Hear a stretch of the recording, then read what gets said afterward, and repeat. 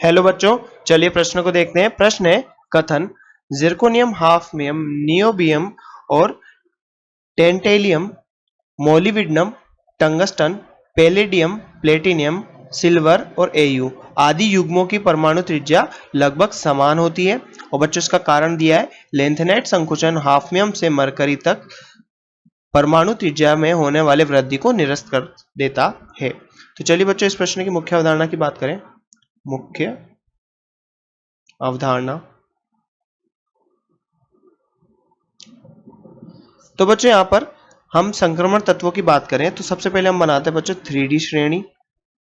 बच्चों 3D श्रेणी को हम बोलते हैं प्रथम संक्रमण श्रेणी। प्रथम संक्रमण श्रेणी। उसके बाद बच्चों 4D श्रेणी, जिसे हम बोलते हैं बच्चों द्वितीय संक्रमण श्रेणी।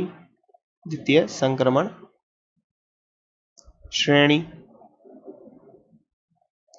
और बच्चों यहाँ पर आता है 5D श्रेणी। 5D श्रेणी जिसे हम बोलते हैं बच्चों तृतीय संक्रमण श्रेणी। तो बच्चों यहाँ पर सबसे पहले हम बात करें यहाँ पर इन तत्वों की, तो 3D श्रेणी में थर्ड बी जो वर्ग होता है, तृतीय बी, इसमें कौन कौन से तत्व आते हैं बच्चों? स्कैंडियम, स्कैंडियम, इट्रियम और बच्चों लेंथेनियम।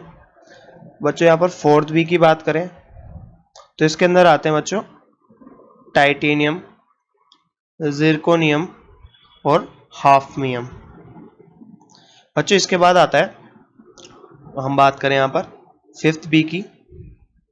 फिफ्थ बी में वेनेडियम, नियोबियम तथा टेंटेलियम। और बच्चों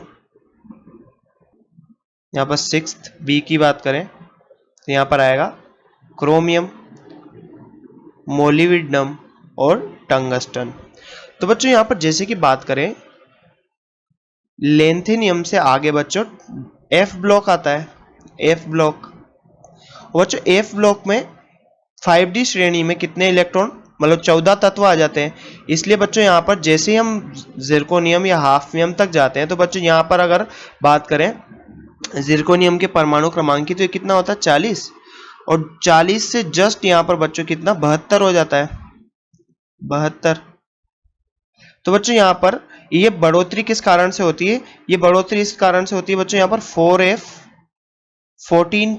4F14 कक्षा के 14 इलेक्ट्रॉन बच्चों F कक्षा के यहाँ पर 14 इलेक्ट्रॉन बढ़ जाते हैं।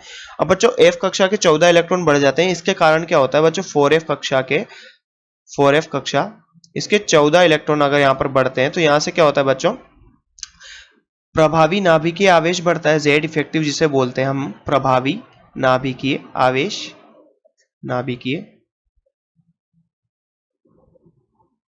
आवेश, प्रभावी नाभिकीय आवेश बढ़ता है। हालांकि बच्चों यहाँ पर परिरक्षण प्रभाव भी बढ़ता है, परंतु बच्चों कैसा होता है दुर्बल परिरक्षण प्रभाव होता है।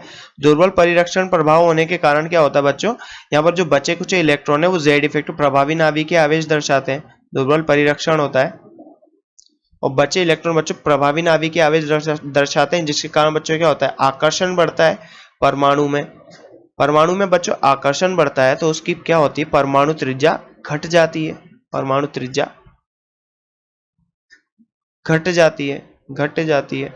अब बच्चों परमाणु त्रिज्या घट जाती है, इसे हम क्या बोलते हैं यहाँ पर लेंथेनाइट संकुचन, लेंथेनाइड संकुचन। और जो बात करें लेंथेनाइट संकुचन की तो लेंथेनाइट श्रेणी के जो आकुंचन का संचयी प्रभाव होता है वो लेंथेनाइट संकुचन कहलाता है बच्चों। तो यहाँ पर हम बोल सकते हैं कि लेंथेनाइट संकुचन को और क्या कह सकते हैं कि लेंथेनाइट श्रेणी, लेंथेनाइट श्रेणी जो बच्चों एफ ब्लॉक की श्रेणी होती है, इसकी इस श्रेणी के कारण बच्चों क्या होता है इसका जो आकुंचन होता है, इस श्रेणी का आकुंचन का जो संचयी प्रभाव होता है बच्चों, संचयी प्रभाव, और संचयी प्रभाव ही क्या कहलाता है बच्चों ये कहलाता है लेंथेनाइट संकुचन। अब बच्चों जैसा कि हमसे कथन में पूछा गया था, कथन में क्या पूछा गया था बच्चों कि zirconium, hafnium, niobium, tantalum, molybdenum, tungsten, palladium, platinum और सिल्वर और गोल्ड के आदि युग्मों की परमाणु त्रिज्या लगभग समान होती है। जी हाँ बच्चों, हमने यहाँ पर देखा कि यहाँ पर इनकी परमाणु त्रिज्या समान होती है। किसके कारण? लेंथेनाइट संकोचन के कारण। तो बच्चों यहाँ पर 4f कक्षा के इलेक्ट्रॉन बढ़ते हैं, तो यहाँ पर क्या होता है, इस कारण से लेंथेनाइट संकोचन लगता है और जिरकोनियम और हाफनियम की जो परमाणु आकार होता है बच्चों लगभग समान हो जाता है, लगभग समान। और इसी प्रकार बाकी में होता है बच्चों। तो इन 4D और 5D श्रेणी का आकार लगभग समान हो जाता है, आकार लगभग समान। किसके कारण बच्चों? लेंथेनाइट श्रेणी के कारण। तो बच्चों ये जो हमारा कथन था ये तो सत्य है। अब बच्चों इसके कारण क्या है? इसका कारण लेंथेनाइट संकुचन हाफनियम से मरकरी तक परमाणु त्रिज्या में होने वाली वृद्धि को निरस्त करता है। जी हाँ बच्चों, ये कारण भी इसका सत्य है और ये बच्चों जो कथन है ये इसका सही वर्णन भी कर रहा है, सही व्याख्या भी कर रहा है।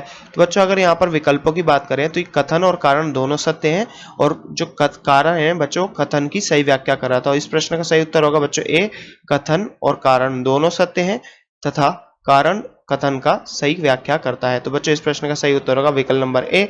आशा करते हैं आपको प्रश्न समझ में आया होगा। धन्यवाद।